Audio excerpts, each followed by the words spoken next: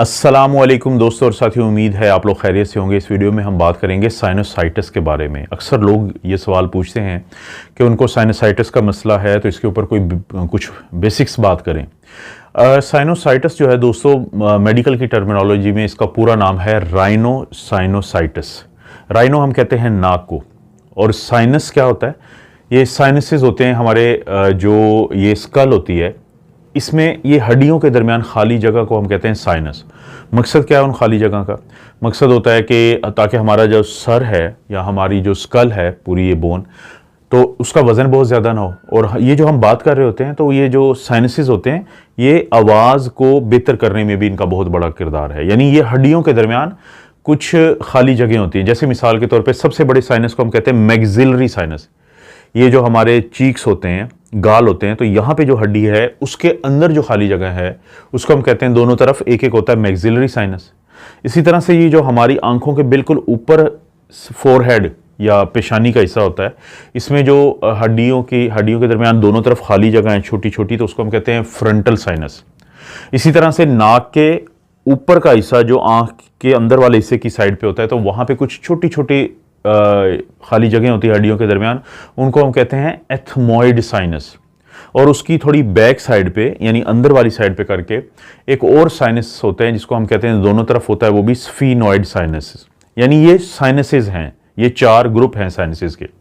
और आइटस कहते हैं हम सोजिश को या इन्फ्लेमेशन को। यानी राइनोसाइनोसाइटिस का मतलब है कि नाक और इन जो साइनसेस हैं, जब इनमें इन्फ्लेमेशन होती है, जब इनमें सोजिश होती है, तो ये वो कैफियत है जिसका नाम है साइनोसाइटिस भी इसको कहते हैं और राइनोसाइनोसाइटिस भी कहते हैं। अब सवाल पैदा होता है कि क्यों ये होता है साइनोसाइटिस। बेसिकली जब भी कभी, क्योंकि ये जो साइनसेस होते हैं इनके अंदर एक झिल्ली होती है जिसको हम कहते हैं म्यूकोजा। अब वो जो म्यूकोजा है उसके अंदर कुछ रतूबतें पैदा होती हैं, म्यूकस पैदा होती है, और वो म्यूकस हड्डी का, जैसे एक बर्तन है वो खाली है, अगर उसमें एक छोटा सा कहीं से सुराख किया हो और बर्तन के अंदर पानी हो तो वो उस सुराख से बाहर जाएगा। इसी तरह जो ये साइनसेस होते हैं, इनकी जो रतूबतें हैं, इनकी जो म्यूकस है, वो छोटे छोटे सुराख के जरिए बाहर निकलती है, और वो सुराख आके खुलते हैं नाक के हिस्सों में। नाक का हिस्सा और साइनस का हिस्सा और जो हमारी रेस्पिरेटरी ट्रैक्ट यानी सांस की नालियां हैं, उनके अंदर ये सारी ही म्यूकस होती है। लेकिन जब कभी भी हमें नाक की कोई इन्फेक्शन हो जाती है किसी वायरस की वजह से, किसी बैक्टीरिया की वजह से, तो उसके बाद क्योंकि हमारा जो राइनाइटिस यानी नाक की जो इन्फेक्शन होती है उसकी वजह से वहां पे म्यूकस जो होती है वो सूज जाती है। और जब वो सूजती है या उसमें स्वेलिंग होती है, तो ये जो रास्ते होते हैं साइनसेस के जो खुलते हैं नाक के अंदर, जिसको हम ये मिएटस होते हैं बेसिकली, यानी वो जो नालियां आगे खुलती हैं, तो वो बंद हो जाती हैं। अब जैसे ही वो बंद होती हैं तो जो साइनस के अंदर म्यूकस पैदा हुई थी, जो रतूबत पैदा हुई थी, वो उधर ठहरना शुरू कर देती है। और जब वो ठहरना शुरू कर देती है तो उसके बाद वहां पे जरासीम उसके अंदर इकट्ठे हो जाते हैं, बैक्टीरिया वगैरह इकट्ठे हो जाते हैं, और जिसकी वजह से वहां पे सोजिश पैदा हो जाती है, जिसको हम कहते हैं साइनोसाइटिस। वायरल हो तो इतना प्रॉब्लम नहीं होता क्योंकि वो 10 दिन रहती है और उसके बाद आहिस्ता आहिस्ता खुद ही वो ख़त्म हो जाती है। आमतौर पे हमने दर्दों की कुछ दवाइयाँ होती हैं या कुछ और अलामती इलाज है जो मैं बताऊंगा आगे, तो वो हम देते हैं तो उससे मरीज़ बेहतर हो जाता है। लेकिन बाज़ औक़ात बैक्टीरियल भी हो जाती है। ये कुछ बैक्टीरियाज होते हैं जैसे स्ट्रेप्टोकोकस, उन्हें हम कहते हैं, स्ट्रेप्टोकोकस है, हिमोफिलस है, इस टाइप के मुख्तलिफ किस्म के बैक्टीरियाज होते हैं। तो जब वो बीच में पैदा हो जाते हैं तो उसकी वजह से होता है बैक्टीरियल राइनोसाइनोसाइटिस, जो एक खतरनाक चीज़ है। क्यों खतरनाक चीज़ है? क्योंकि हमारे साइनसेस जो हैं वो एक ऐसी जगह मौजूद हैं जहाँ पे साथ हमारी आंखें मौजूद हैं और उसके साथ पीछे हमारा दिमाग मौजूद है। तो हमें ये डर होता है कि खुदा ना खास्ता अगर काफ़ी अरसे तक हमारे जो साइनसेस हैं उनमें इन्फेक्शन रहेगी, तो वो इन्फेक्शन हमारी आंख में जा सकती है, वो हमारे दिमाग में जा सकती है, या हमारे दांत जो बिल्कुल नीचे मौजूद होते हैं तो उनकी वो इन्फेक्शन की वजह बन सकती है। जो हमारे दांत, खासतौर पे ये सामने के, जिसको हम इंसाइजर्स कहते हैं, और इनके सामने वाले दांत के बिल्कुल साथ साथ जो होते हैं उनको कैनाइन कहते हैं, तो उनकी जो जड़ें होती हैं वहाँ पर जाके इन्फेक्शन हो जाती है। तो हम इसलिए चाहते हैं कि जो साइनोसाइटिस है या राइनोसाइनोसाइटिस है उसको इलाज किया जाए वक्त के ऊपर। अलामात आमतौर पे क्या होती हैं? जहां पे जो साइनस होगा वहां पे हमें प्रेशर महसूस होगा, वहां पे हमें दर्द महसूस होगा। जैसे अगर मैक्सिलरी है जो सबसे बड़ा साइनस है, तो उसकी वजह से हमारे गालों पे दर्द होगा या दबाव होगा। इसी तरह से हमारा जो अगर फ्रंटल है तो हमारे ये जो सब पेशानी का हिस्सा जो आंखों के करीब है वहां पे दर्द महसूस होगा। अगर स्फीनॉइड है तो हमारे सर की बिल्कुल ऊपर की साइड जिसको हम वर्टिक्स कहते हैं वहां पे महसूस होगा।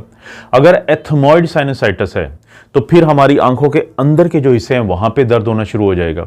इसी तरह से लोगों को नाक बंद होना शुरू हो जाता है। नाक से जो येलो कलर का यानी पीले रंग का जो है वो स्क्रीशंस या रतूबतें खारिज होना शुरू हो जाती हैं। या बाज़ लोगों को थूक के अंदर जो है वो जो सब्ज या पीले रंग का जो है वो मवाद आना शुरू हो जाता है। इसी तरह आपको बुखार होना शुरू हो जाता है। आपका जो सांस है उसमें उसकी जो है वो स्मेल जो है वो बदबूदार हो जाती है, जिसको हम हैलिटोसिस कहते हैं। इसी तरह से बाज़ लोगों को कान में दर्द शुरू हो जाता है, तो जिस्म में दर्द शुरू हो जाता है पूरे, और कुछ करने को दिल नहीं चाहता। तो ये कुछ अलामात हैं और कि जिसकी वजह से डॉक्टर के पास आप जाते हैं, फिर डॉक्टर आपका मुआयना करता है। चांसेस तो यही होते हैं कि जब डॉक्टर आपका मुआयना करेगा तो उस मुआयने से ही डॉक्टर को अंदाज़ा हो जाता है कि आपको साइनसाइटिस का मसला है, क्योंकि वो दबा के देखेगा, फिर आपसे हिस्ट्री लेगा। लेकिन अगर वो अपना शक दूर करना चाहे डॉक्टर, तो वो फिर आपको कुछ टेस्ट तजवीज़ कर देते हैं। जैसे पहले हम करवाते थे कि एक्सरे, जिसको हम कहते हैं वाटर्स व्यू एक्सरे या 45 डिग्री, जो कि ख़ास तौर पे जो मैक्सिलरी साइनस होता है उसकी सोजिश या उसकी इन्फ्लेमेशन को के बारे में हमें डिटेल में बता देते थे। लेकिन अब वो जो एक्सरे है उससे कहीं ज़्यादा, अगर डॉक्टर को लगे कि ये साइनसाइटिस है और ये मरीज़ काफ़ी ज़्यादा तंग हो रहा है, 10 दिन से ज़्यादा हो चुके हैं, तो हो सकता है ये बैक्टीरियल हो। और इसी तरह से बाज़ लोगों को ये 2-3 महीने से प्रॉब्लम चल रहा होता है, तो उस सूरत में आपका डॉक्टर जो है वो आपका सीटी स्कैन भी करवा सकता है, जिसको हम नॉन कंट्रास्ट सीटी स्कैन कहते हैं। यानी एक कोरोनल सीटी स्कैन होता है कि ख़ास तरीके से लिया हुआ सीटी स्कैन है, जिससे काफ़ी हद तक ये वजाहत हो जाती है कि आपका जो साइनसेस हैं उसकी इन्फेक्शन तो नहीं है। लेकिन अगर मज़ीद डॉक्टर इसको चाहे कि क्लियर करना इस सूरत हाल को कि जो साइनसाइटिस में कोई और खुदा न खास्ता कोई ब्रेन या आंखों की इन्वॉल्वमेंट तो नहीं हो गई, क्योंकि बाज़ लोग जाते हैं डॉक्टर के पास, उनकी आंखें सूजी होती हैं, बाहर की तरफ आई हुई होती हैं, जिसको हम प्रोप्टोसिस कहते हैं। बाज़ औक़ात उनकी जो बेनाई है वो ख़राब हुई होती है, जिसको ऑप्थेल्मोप्लीजिया कहते हैं। बाज़ औक़ात जो आँख के अंदर का जो मवाद है, जिसको कंजक्टिवा कहते हैं, वो सूजा होता है और रेड होता है, जिसको हम कीमोसिस कहते हैं। तो इस तरह की कोई अलामात के साथ जाए, या किसी को खुदा न खास्ता नाक के अंदर से जो रीढ़ की हड्डी के अंदर वो हराम मगज़ के इर्द गिर्द पानी होता है, जिसको हम सेरिब्रोस्पाइनल फ्लूइड कहते हैं, जो बिल्कुल सफ़ेद रंग का होता है, नाक से अगर वो आना शुरू हो जाए तो उस सूरत में फिर आपका जो डॉक्टर है वो आपको एमआरआई भी तजवीज़ कर सकता है, जो कि मैग्नेटिक रेजोनेंस इमेजिंग है, जो सीटी स्कैन से भी एक दर्जा ऊपर की चीज़ है। और बाज़ लोगों में एमआरआई के साथ उसे गैडोलिनियम कहते हैं, वो देने के बाद यानी एक टीका लगाते हैं तो फिर एमआरआई किया जाता है। तो ये हैं 3 से 4 बड़े टेस्ट जो करवाए जाते हैं ताकि पता चले कि साइनसाइटिस को कंफर्म करने के लिए। लेकिन चांसेस यही हैं कि जब आप अपने डॉक्टर के पास, जिसको हम ईएनटी स्पेशलिस्ट कहते हैं, यानी ईयर नोज थ्रोट स्पेशलिस्ट, नाक कान गला का जो माहिर डॉक्टर होता है, या ओटोलरेंजोलॉजिस्ट, ओटो कहते हैं कौन को, और लेरिंक्स कहते हैं कि ये जो सांस का नाक के पीछे का हिस्सा होता है, सांस की नाली का ऊपर का हिस्सा, उसे लेरिंक्स कहते हैं। तो उस चीज़ का जो माहिर होता है उसके पास आप जाते हैं, तो उसने आपके ये टेस्ट करवाए। एक दफ़ा अगर आपकी तशखीस हो जाए, मैंने जैसे आपको बताया कि अक्सर लोगों को वायरल साइनसाइटिस होता है या वायरल राइनो साइनसाइटिस होता है, तो अक्सर दवाइयों की या अलामती इलाज की दवाई दे के ही ठीक हो जाता है मरीज़। जैसे कि बाज़ औक़ात लोगों को non steroidal anti inflammatory drugs दी जाती हैं, ये दर्दों की दवाइयाँ होती हैं। बाज़ औक़ात लोगों को हम सोडियम क्लोराइड जो है या नेज़ल सेलाइन के कतरे या स्प्रे देते हैं, उससे फ़ायदा हो जाता है। बाज़ औक़ात हम लोगों को डीकंजेस्टेंट देते हैं, जैसे सूडोएफिड्रीन है या ऑक्सीमेटाजोलिन है, वो इस टाइप की हम दवाई दे देते हैं ताकि उनको फ़ायदा हो जाता है। तो आम तौर पे जो मरीज़ हैं इससे बेहतर हो जाते हैं। लेकिन अगर किसी को काफ़ी अरसे से प्रॉब्लम चल रहा हो या डॉक्टर को शक हो कि ये कोई बैक्टीरियल राइनोसाइनोसाइटिस है, तो नाक के अंदर डालने वाले कुछ स्टीरॉइड्स भी हम देते हैं, तो जिससे मरीज़ को फ़ायदा होता है। ये पाकिस्तान में, ये सारी चीज़ें पाकिस्तान में आपको मिल जाती हैं। लेकिन अगर खुदा न खास्ता किसी को काफ़ी ज़्यादा प्रॉब्लम हो, बैक्टीरियल राइनोसाइटिस जो है वो काफ़ी ज़्यादा हो, तो फिर आपका डॉक्टर आपको एंटीबायोटिक्स तजवीज़ करते हैं। बहुत एंटीबायोटिक्स से मिल जाती हैं, ब्रांड्स इनके डॉक्टर आपका तजवीज़ करेगा आपको चेक करने के बाद।